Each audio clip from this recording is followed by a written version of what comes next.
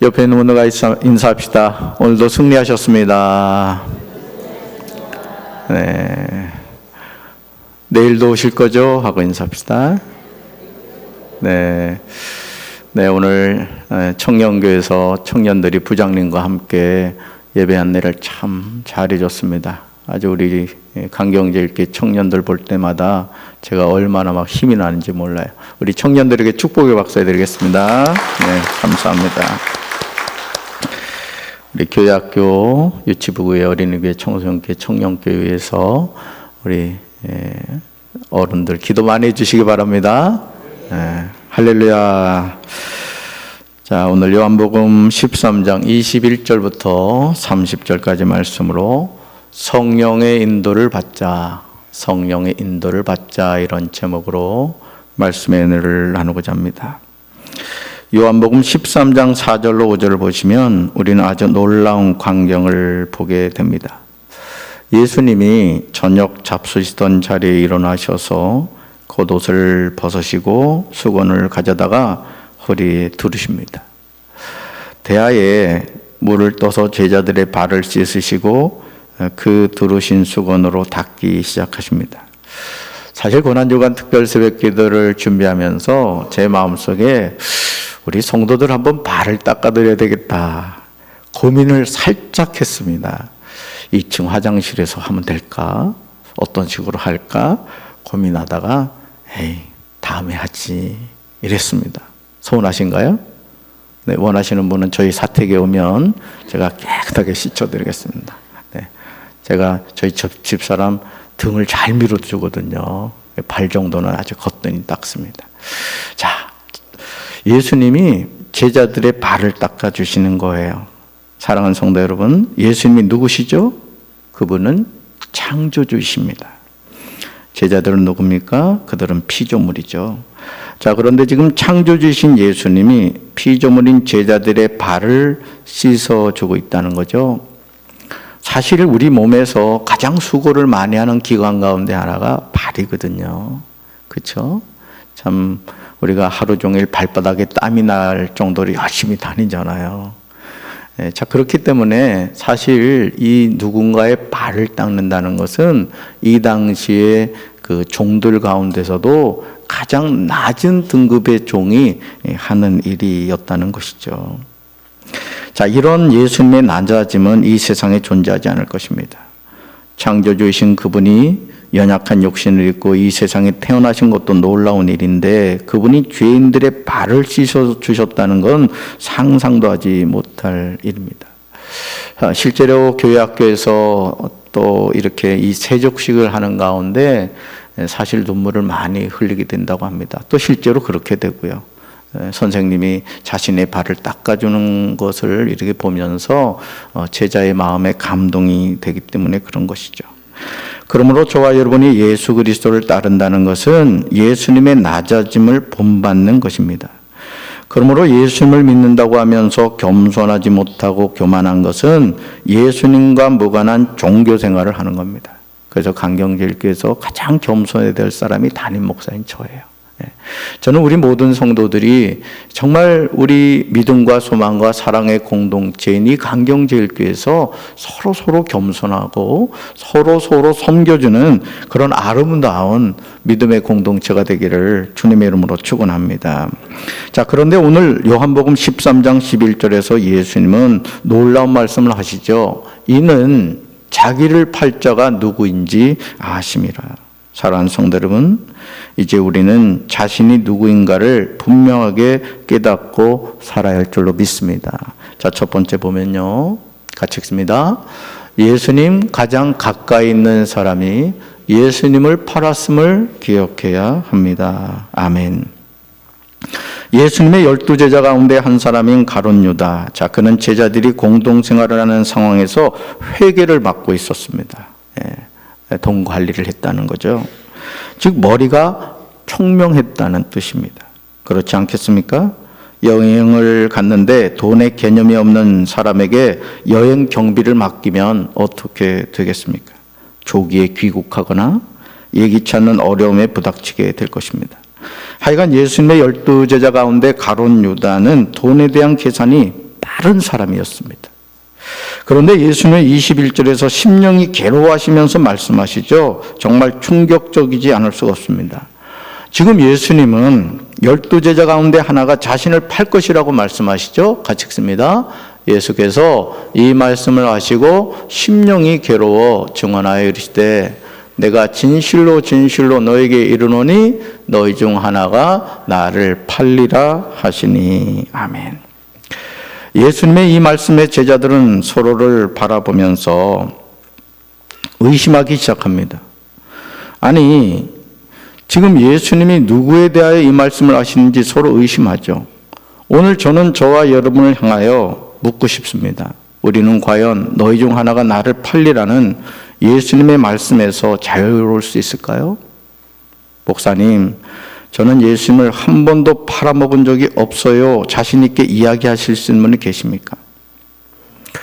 저 자신부터 가만히 돌이켜보면 이제까지 살면서 예수님을 팔아먹은 때가 많이 있음을 고백하게 됩니다. 필요에 따라서 예수님의 이름을 팔았습니다. 그리고 저 자신의 필요를 채웠죠. 그것도 한두 번이 아니었습니다. 오늘 저와 여러분의 신앙이 아버지 하나님과의 거래인 경우가 많습니다. 내가 이렇게 할 테니 하나님이 이렇게 해달라고 요청합니다. 그런데 과연 저와 여러분이 하나님께 이런 요구를 할 자격이 있습니까? 여러분 기억하시기 바라요. 저와 여러분이 하나님과 계산하면 하나님은 더 철저하게 계산하십니다.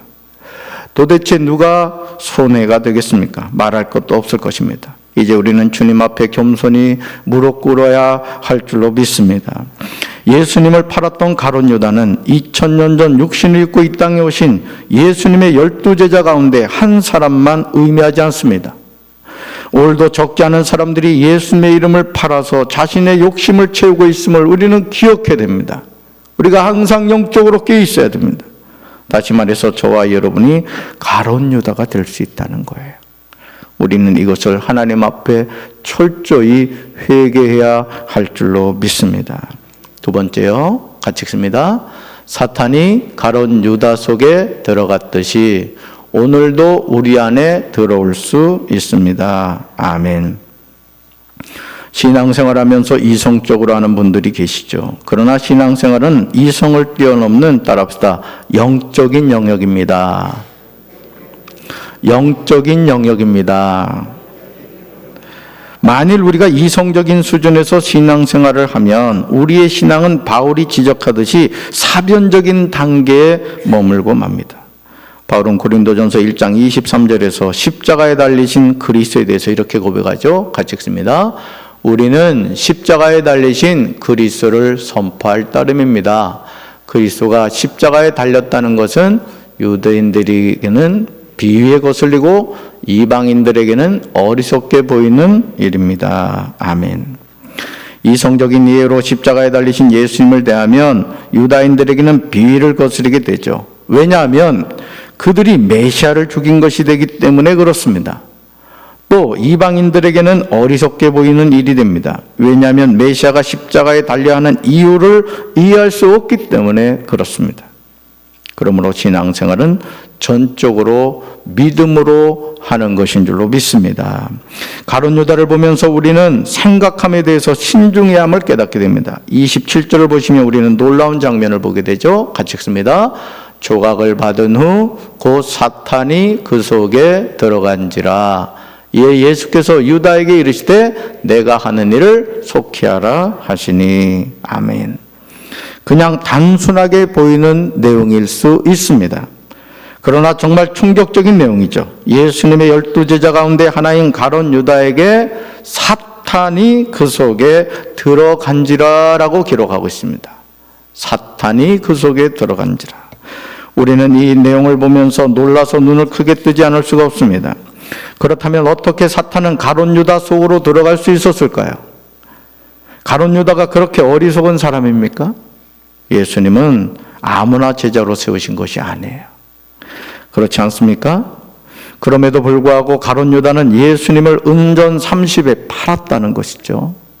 정말 놀랍게도 가룟 유다가 예수님을 팔려고 한 것은 아주 작은 것에서 출발했습니다. 요한복음 13장 2절을 보시면 그것이 무엇인지 기록하고 있죠. 같이 읽습니다. 마귀가 벌써 시몬의 아들 가룟 유다의 마음에 예수를 팔려는 생각을 넣었더라. 아멘. 사랑하는 성도 여러분, 평소에 생각하는 것을 조심해야 됩니다. 원수 사탄은 우리의 마음에 이상한 생각을 넣습니다. 그러니까 여러분, 우리가 왜 쉬지 말고 기도해야 됩니까? 원수 사탄 마귀가 우리 마음을 지배하려고 하기 때문에 그래요. 우리의 생각을 지배하려고 합니다. 그래서 그 생각을 통해서 우리를 조종하려고 하죠. 시몬의 아들 가룟 유다는 이 사탄의 생각을 분별하지 못했던 것입니다. 우리 사랑하는 성도 여러분, 4월 한 달 동안 사시면서 여러분의 생각을 성령의 지배받게 되시길 주님의 이름으로 축원합니다. 자신의 생각을 통제하지 못함으로 결국에는 사탄이 가룟 유다 속에 들어갔던 것이죠. 여러분, 사탄은 영물입니다. 영적 존재라는 뜻입니다. 그렇기 때문에 우리의 이 마음과 생각을 우리가 잘 다스리지 않으면, 우리가 끊임없이 하나님 앞에 무릎 꿇어 하나님의 말씀 앞에 복종시키지 않으면 우리의 마음과 생각에 어느 순간 사탄이 우는 사자와 같이 삼키려고 찾아와 있다는 것입니다. 그래서 예수님은 가룟 유다 속에 자리를 잡은 사탄을 향하여 이렇게 말하죠. 내가 하는 일을 속히 하라. 여러분, 이 소리가, 이 말씀이 예수님이 가룟 유다를 향하여 하는 것 같지만은 아니라는 거예요. 가룟 유다의 마음속에, 생각 속에 들어와 있는 사탄 마귀를 향하여 말씀하신 것이라는 거죠. 오늘 우리는 내 안에 항상 거룩한 영이신 하나님의 영 성령님만 거할 수 있도록 항상 영적으로 깨어 있어야 될 줄로 믿습니다. 오늘 이런 넘어짐이 우리 삶에 얼마나 많습니까? 30절을 보시면 사도 요한은 가룟 유다가 예수님의 11 제자를 떠난 시점에 대해서 다음과 같이 기록하고 있습니다. 같이 읽습니다. 유다가 그 조각을 받고 곧 나가니 밤이로라. 아멘. 저는 이 말씀에서 밤이라는 표현을 통해서 많은 것을 생각하게 되었습니다. 예수님을 떠난 인생은 어둠을 맞이하게 되는 거예요. 그러므로 예수님이 이 세상에 뭐로 오셨죠? 빛으로 오셨습니다. 저는 우리 사랑하는 성도 여러분들이 어둠을 좋아하는 인생이 아니라 빛을 사랑하는 성도들 되기를 주님의 이름으로 축원합니다. 자, 빛으로 오신 예수님을 떠난 인생은 캄캄한 어둠 가운데 거하게 됩니다. 넘어지셨습니까? 인생의 고통과 고난 가운데 있습니까? 그럴수록 주님 앞에 더 나오셔야 됩니다. 더 주님 앞에 엎드리셔야 되고 더 주님을 찾으셔야 됩니다. 내 인생이 너무나 먹구름 가운데 있는 것 같고 되는 일이 없는 것 같은 마음이 드신다면 더 주님 앞에 나오셔서 살려달라고, 주님 나의 인생을 살려주시고 우리 가정을 살려주시고 우리 강경지역 이 논산 우리가 살고 있는 이 땅이 거룩한 땅이 되어 하나님께 영광 돌릴 수 있도록 여러분 해달라고 기도해야 될 줄로 믿습니다. 그러므로 이제 우리는 악은 모양이라도 본받지 말아야 돼요. 여러분, 4월 1일입니다. 오늘 하나님이 우리에게 새로운 한 날을 주셨습니다. 그리고 여러분이 하나님께 귀한 예물을 드리면서 마음의 소원을 담아서 고백하셨습니다. 4월 한 달 동안 여러분이 하나님께 구한 대로 하나님 이루어 주실 줄로 믿습니다. 할렐루야. 여러분, 육신의 생각과 영의 생각이 있음을 알고 우리의 생각을 분별하는 지혜가 필요해요. 여러분, 우리가 영적이라는 것을 너무 심오하게 생각합니다. 그렇나 그렇지 않아요. 여러분, 갑자기 여러분의 마음속에 남편이 미운 마음이 듭니다. 누가 준 생각일까요? 여러분, 성령님은 절대 우리에게 누군가를 미워하는 마음을 주지 않습니다. 누굴 욕하고 싶은 마음이 들어요. 누가 준 생각일까요? 마귀가 준 생각입니다.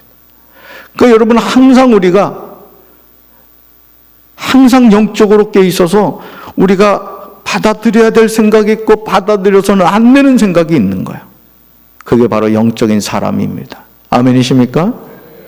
저는 우리 사랑하는 강경지일기 성도 여러분들이 4월 한 달 동안 육신의 생각을 하며 사는 것이 아니라 성령의 생각을 하며 사시길 주님의 이름으로 축원합니다. 자, 이것을 너무도 잘 알았던 바울은 로마서 8장 6절로 7절에서 다음과 같이 고백하고 있죠. 같이 읽습니다. 죄의 본성의 지배를 받는 사람의 생각은 죽음이지만 성령의 지배를 받는 사람의 생각은 생명과 평강입니다.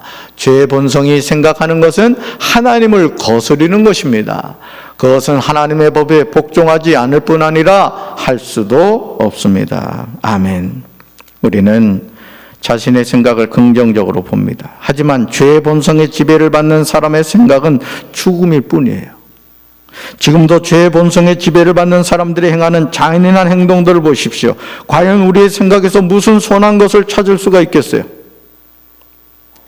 여러분, 자신의 생각을 믿지 마세요. 자신의 마음을 믿지 마세요. 우리가 믿어야 할 분은 오직 예수님이신 줄로 믿습니다. 그럼요, 나는 끊임없이 죽어야 됩니다. 가정에서 내가 죽어야 가정이 편한 거예요. 교회에서 담임 목사가 끊임없이 하나님 앞에 복종하고 순종할 때 하나님께서 이 교회를 참된 길로 인도해 주실 줄로 믿습니다. 할렐루야. 여러분, 우리는 죄의 본성이 생각하는 것은 하나님을 거스르는 것임을 잊어서는 안 돼요. 그렇다면 우리는 어떤 생각을 해야 될까요? 성령의 지배를 받는 사람이 되어야 됩니다. 따라합시다. 성령의 지배를 받자. 성령의 지배를 받자. 성령의 지배를 받아야 돼요. 전 4월 한 달 동안 우리 사랑하는 성도들의 삶에 이런 하나님의 놀라운 은혜가 함께하기를 주님의 이름으로 축원합니다. 성령의 지배를 받을 때 우리의 생각은 생명과 평강을 얻게 되는 거예요. 주님이 함께하십니다. 아멘. 그럼요, 아무것도 걱정하지 마세요. 4월 한 달 동안 내 삶에 어떤 일이 일어날까? 여러분, 미리 고민하지 마세요. 코로나19 언제 끝날까? 하나님이 나 때 되면 끝내주실 줄로 믿습니다. 우린 주님 바라보면 돼요. 강산 바라보지 마세요. 사람이요, 무엇을 집중해서 바라보면 다른 거 안 보입니다. 저는 저와 여러분이 4월 한 달 동안 예수님만 바라보게 되기를 주님의 이름으로 축원합니다. 저는 저와 여러분이 히브리서 3장 1절 말씀에 순종하며 4월 한 달을 믿음으로 승리하며 살게 되기를 주님의 이름으로 축원합니다. 같이 읽습니다. 그러므로 함께 하늘의 부르심을 받은 거룩한 형제들아, 우리가 믿는 도리의 사도이시며 대제사장이신 예수를 깊이 생각하라. 아멘. 자, 오른손 한번 들어봅시다. 저를 따라하세요. 예수를 깊이 생각하자. 예수를 깊이 생각하자. 예수를 깊이 생각하자. 아멘. 자, 이제 새로운 4월 한 달을 시작하는 저와 여러분이 분명하게 선포해야 됩니다. 자, 한번 따라합시다. 오른손 주먹 불끈 쥐시고, 있을지어다 그대로 되니라. 하나님이 보시기에 좋았더라. 치료될지어다 그대로 되니라. 하나님이 보시기에 좋았더라. 회복될지어다 그대로 되니라. 하나님이 보시기에 좋았더라. 복 있을지어다 그대로 되니라. 하나님이 보시기에 좋았더라. 충만할지어다 그대로 되니라. 하나님이 보시기에 좋았더라. 정복할지어다 그대로 되니라. 하나님이 보시기에 좋았더라. 다스릴지어다 그대로 되니라. 하나님이 보시기에 좋았더라. 할렐루야. 저와 여러분이 창세기 말씀을 의지하여 선포한 대로 4월 한 달 동안 이루어질 줄로 믿습니다. 다시 한번 가슴에 손 얹읍시다. 하나님 감사합니다. 4월 1일 첫날 하나님 앞에 나와 믿음으로 새벽 제단을 쌓는 하나님의 백성들을 기억하여 주십시오. 4월 한 달 동안 우리가 선포한 이 7가지의 축복이 우리 사랑하는 성도들의 삶에 그대로 임하게 될 줄로 믿습니다. 예수를 깊이 생각하라. 예수를 깊이 생각하라. 예수를 깊이 생각하라. 히브리서 기자의 이 말씀대로 인간의 생각, 육신의 생각하는 것이 아니라 성령의 생각, 예수님을 깊이 생각함으로 믿음으로 승리하는 우리 사랑하는 성도들 되게 도와 주시옵소서. 축복하여 주시옵소서. 이제는 우리 주 예수 그리스도의 크신 은혜와 하나님 아버지의 한없는 사랑과 성령님의 교통하심이 예수 그리스도 이름으로 안수하며 기도할 때 하나님 역사하여 주시고 우리 사랑하는 성도들을 축복하여 주시옵소서. 예수 그리스도 이름으로 간절히 축복하며 기도합니다. 아멘.